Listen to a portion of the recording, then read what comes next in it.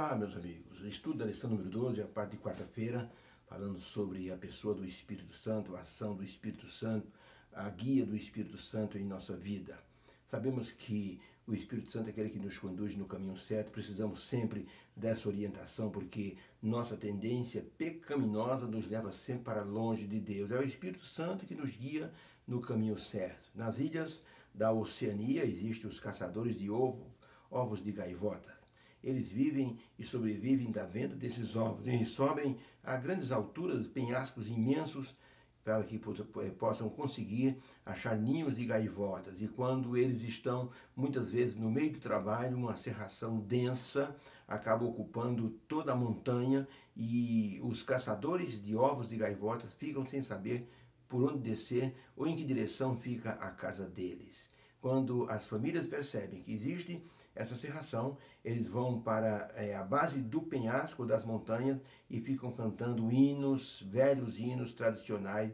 As pessoas lá de cima, os homens ficam escutando aqueles hinos e vão se guiando por aquelas vozes até chegar então na base da montanha e voltarem felizes e seguros para os seus lares. Tá? Assim, podemos dizer que o canto conhecido do Espírito Santo é que nos guia na direção de Deus. Nesse mundo cheio de enganos e armadilhas satânicas, nós precisamos da orientação do Espírito Santo para nos guiar na caminhada sem desastres. Como aqueles homens se guiam pelos cânticos de suas famílias para chegarem são e salvos ali na base da montanha. O Espírito Santo é o agente que derrama a luz da verdade em nossos olhos, para que nós possamos ver o caminho por onde estamos caminhando. O Espírito Santo nos ilumina. Em um navio que saiu da América do Norte para a América do Sul, alguém deu o alerta para o capitão dizendo: tem um clandestino a bordo, está lá no porão. O capitão então mandou pegar uma luz e desceu aquele bico de luz até o porão. Quando chegou no porão, um homem que estava muito bem escondido saiu correndo do lugar que ele estava e se apresentou ao capitão. O capitão disse: por que você saiu dali? Eu nunca encontraria você naquele local onde você estava. Ele disse: quando a luz chegou, é que eu vi o lugar imundo em que eu estava escondido e eu não tive como ficar ali. Quando o Espírito Santo chega à nossa vida, ele ilumina a nossa vida, nós percebemos aquilo que existe de ruim e então pretendemos sair o mais rápido possível da condição que nós estamos para a luz que o Espírito Santo nos guiou. Por isso, nesta lição de hoje, podemos dizer que nós temos que pedir a Deus com insistência para que o Espírito Santo esteja em nossa vida e assim neutralize as ações do inimigo contra a nossa vida. Nós estamos indo para o lar. E a cada dia a cerração do engano ela aumenta. Pensamos então com fervor, com insistência para que Deus ilumine a nossa vida através do Espírito Santo. Lembre-se que nesses dias tenebrosos em que Deus nos orienta para que nós possamos, através do Espírito Santo, sair da cerração, do engano e do pecado. Muitas pessoas vão negar a existência do Espírito Santo. O diabo tem interesse em que o Espírito Santo seja mal compreendido, em que o Espírito Santo seja visto como apenas uma força, um vento, uma energia de Deus. Mas na realidade, ele é uma pessoa da Trindade muito interessado em nossa salvação. Muitos vão procurar distorcer a compreensão que temos da presença do Espírito Santo em nossa vida. Não acredite. Acredite no que a palavra de Deus diz. Jesus disse: eu vou enviar o Consolador. E como diz a Bíblia, não entristeçais o Espírito Santo. Não se pode entristecer uma energia, mas uma pessoa sim. Por isso, o Espírito Santo é uma pessoa muito interessada em nossa salvação. Ele nos ajuda a sairmos da condição de pecadores e continuarmos nos caminhos de Deus, através da compreensão da palavra. Ellen White escreveu no Grande Conflito, na página 36, o seguinte: o Espírito de Deus persistentemente é assim resistido. Quando a pessoa resiste ao Espírito Santo de forma persistente, o Espírito Santo é afinal retirado do pecador. E então poder algum permanece para dominar as más paixões da alma, e nenhuma proteção existirá contra a maldade e a inimizade de Satanás. Que pena que quando as pessoas elas enxotam o Espírito Santo de sua vida. Eu conheci grandes pessoas, grandes homens de Deus, que acabaram distorcendo a sua compreensão do Espírito Santo e morreram blasfemando do Espírito Santo. Jesus disse para os homens que estavam ao seu lado na hora que ele curou o paralítico, que desceu pelo telhado. Jesus disse para aqueles homens que diziam assim: está expulsando esse demônio por Beelzebu, o maioral dos demônios. E atribuíram a obra do Espírito Santo a Satanás. Jesus disse: vocês podem falar qualquer coisa contra o Pai ou contra o Filho, mas contra o Espírito Santo não diga nada, porque não será perdoado nem nesta vida e nem no porvir. Um irmão estava conversando comigo e dizia assim: eu não entendo quem é o Espírito Santo. Eu disse para ele: você já imaginou se o Espírito Santo for o maior dos três, Pai, Filho e Espírito Santo? E ele é tão grandioso e tão humilde que ele prefere ser lembrado como a terceira pessoa, Pai, Filho e Espírito Santo. E se ele for o primeiro, o que você vai fazer se você negar a existência dele? Na pergunta de número 5, existia um homem chamado Simão em Samaria, Simão o mágico. Filipe, o diácono, foi até, Filipe, o discípulo, foi até Samaria. E ali pregou o evangelho. E havia um homem chamado Simão o mágico, que ele viu o Filipe e tanto depois Pedro pregar o evangelho e assim impor as mãos e colocar o Espírito Santo sobre uma pessoa. Ele ficou encantado com aquilo. Estava seguindo Filipe e achou por bem pedir um pouco daquele poder. Eu vou ler o texto que está em Atos, capítulo 8, verso 4 em diante, diz assim: mas os que andavam dispersos por causa da perseguição iam por toda parte anunciando a palavra, e descendo Filipe, a cidade de Samaria, pregava a Cristo nessa cidade.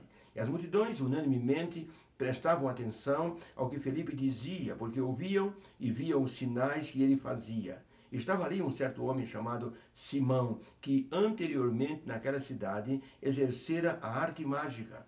Mas como crescem em Filipe, que lhe pregava acerca do reino de Deus e no nome de Jesus Cristo se batizavam, tanto homens como mulheres, Filipe também creu e sendo batizado ficou junto de Filipe. E vendo Simão os sinais que ele fazia, ele então ficou encantado e as grandes maravilhas que se faziam, estava atônito. Os apóstolos, pois que estavam em Jerusalém, ouvindo que Samaria recebera a palavra, e enviaram para lá Pedro e João, os quais, tendo descido, oraram pelas pessoas para que recebessem o Espírito Santo. E Simão, vendo que pela imposição das mãos as pessoas recebiam o Espírito Santo, disse a Pedro: dai-me também desse poder para que, sobre quem eu impor as mãos, receba o Espírito Santo. E dai-me desse poder para que eu possa fazer isso. E Pedro disse: o teu dinheiro seja contigo para a perdição, pois cuidaste que o dom de Deus pode ser comprado por dinheiro. Arrepende-te, pois, desse teu pensamento, dessa tua iniquidade, e ora a Deus para que porventura te seja perdoado. Arrepende-te, pois, para que Deus perdoe o pensamento do teu coração. Pois vejo que estais em fel de amargura e em laço de iniquidade. Respondendo Simão para Pedro, disse: por favor, orai vós por mim ao Senhor, para que nada do que disseste aconteça comigo. Então, para a pergunta, em Samaria, o homem chamado Simão o mágico quis comprar o dom do Espírito Santo e foi repreendido. Como essa atitude acontece hoje em nossos dias? Resposta: Simão foi repreendido não por ignorância, mas por ganância, pois ninguém pode comprar a ministração dos dons feito pelo Espírito Santo. Em nossos dias, pessoas que não obedecem à palavra de Deus têm a pretensão de ungir pessoas com o Espírito Santo. Ninguém pode dar aquilo que não tem. Eu não posso ministrar o Espírito Santo para uma pessoa se eu não tiver o Espírito Santo em minha vida. Jesus disse que nem todo que me diz Senhor, Senhor entrará no reino dos céus, mas somente aquele que faz a vontade do meu Pai. Então, os que pretendem outorgar o Espírito Santo a outros precisam ser submissos ao Espírito Santo o tempo todo. Isso significa obedecer os mandamentos de Deus e colocar a vida em harmonia com sua vontade. Sem isso, o Espírito Santo não opera na alma. Como é então que uma pessoa que não obedece os mandamentos do Senhor? Como é então que uma pessoa que come de tudo errado, que coloca no seu corpo aquilo que não é bom, que suja o templo do Espírito Santo? Como é que uma pessoa desse calibre pode impor as mãos e colocar o Espírito Santo ou batizar uma pessoa com o Espírito Santo? Talvez não seja o Espírito Santo, seja algum outro espírito. Eu me lembro de um irmão muito assim, bem-humorado. Ele foi uma vez em Brasília e foi numa igreja pentecostal. E ele, assim, era muito ousado.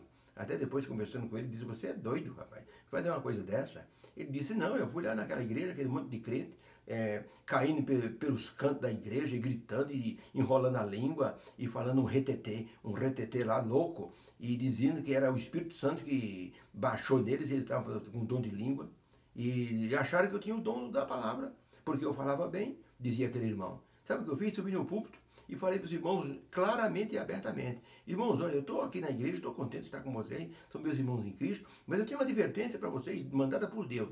Todo mundo arregalou os olhos e abriu bem os ouvidos, e ele disse, olha, eu vi vocês aí falando em língua e dizendo que tem o dom do Espírito Santo. Eu vou dizer para vocês uma coisa, o Espírito Santo não é urubu para baixar em carniça. Então vocês primeiro arrumem a vida de vocês, para vocês então receber o Espírito Santo.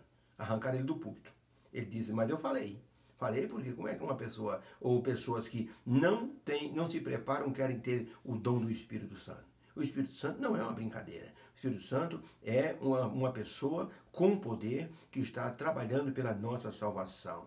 Ellen White escreveu em Mensagem Escolhida, volume 1, página 386, ela escreveu o seguinte, Jesus veio para comunicar à alma o Espírito Santo, mas é impossível dotar do Espírito Santo os homens afetados por suas ideias próprias e que andam segundo as tradições e mandamentos humanos. Não é possível o Espírito Santo habitar num coração que tem ideias próprias e que transgride os mandamentos do Senhor. O Espírito Santo é um agente da salvação para nos ajudar no processo da salvação.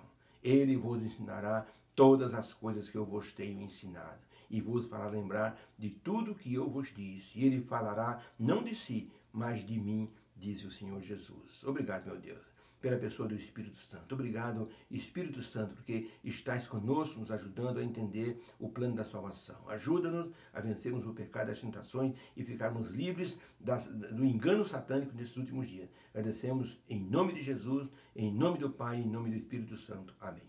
Fica com Deus.